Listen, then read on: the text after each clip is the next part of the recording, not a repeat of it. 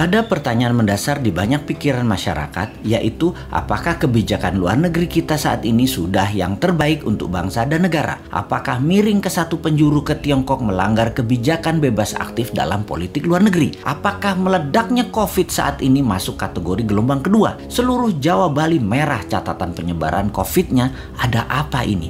Apakah karena 2 juta orang mudik lebaran kemarin? Atau ada tangan globalis yang masuk? Menjawab pertanyaan sederhana ini akan menjawab pantaskah jabatan 3 kali dilakukan dengan merubah atau mengamandemen Undang-Undang Dasar. Banyak yang mendukung jabatan 3 kali beliau karena merasa manfaat kehadiran beliau di jabatan tersebut. Namun, partai politik yang masing-masing sudah punya putra mahkota ingin juga sang putra atau putri mahkota menjadi orang nomor 1 atau nomor 2 di Indonesia. Strateginya adalah dukung 3 kali dengan syarat putra mahkota atau putri mahkota jadi orang nomor 2-nya. Kalau tidak, mereka tidak akan mendukung. Tetapi New Mind percaya diri. Walau diubah di amandemen Undang-Undang Dasar tersebut, jadi boleh jabatan presiden 3 kali dan incumbent melaju mencalonkan untuk ketiga kalinya, maka ini menjadi perjuangan menarik antara old mind incumbent versus new mind. Perjuangan melawan yang terbaik adalah kompetisi yang paling menantang.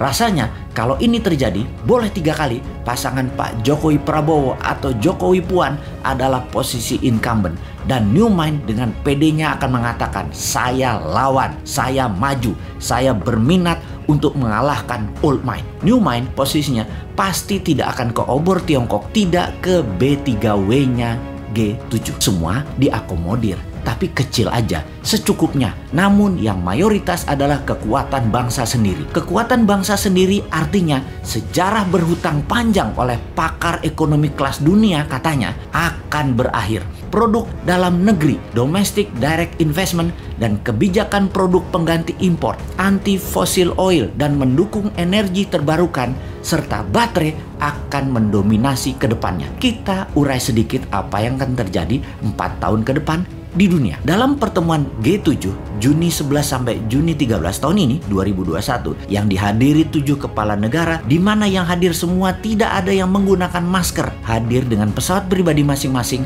akhirnya mendapatkan kesepakatan. Kesepakatannya menarik dan media Indonesia untuk hal ini tidak digembar-gemborkan karena memang anti atau beda dengan kebijakan pemerintah saat ini yang miring jelas ke satu sisi, di mana di banyak negara ASEAN tidak terlalu miring ke satu sisi, tetapi tetap main 2 sisi, tetap main 2 kaki. Blok Barat dan Blok Tiongkok diakomodir.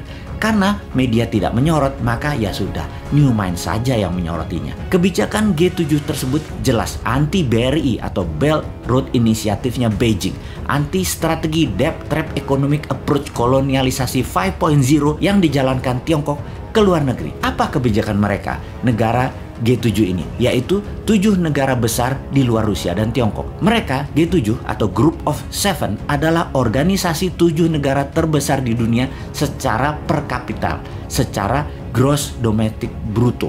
Negara-negara ini adalah Kanada, Prancis, Jerman, Italia, Jepang, Inggris, dan Amerika Serikat. G7 menyumbang hampir 60% dari kekayaan bersih global atau sekitar 317 triliun dolar. 42-46% dari produk domestik bruto atau PDB global dunia. Sebagian besar anggota adalah kekuatan besar dalam urusan global dan memelihara hubungan ekonomi, militer, dan diplomatik secara erat dan saling ikat. Pertemuan di kota kecil Cornwall, Inggris ini melahirkan B3W yang artinya Build Back Better World, yaitu dengan menganggarkan dana sebesar 43 triliun dolar atau 10 kali dari anggaran obor Tiongkok yang nilainya 4,7 triliun dolar yang hanya untuk membiayai produk negara mereka sendiri yang produk akhirnya dipasangkan di negara koloninya. Yang menarik adalah B3W akan membangun negara kedua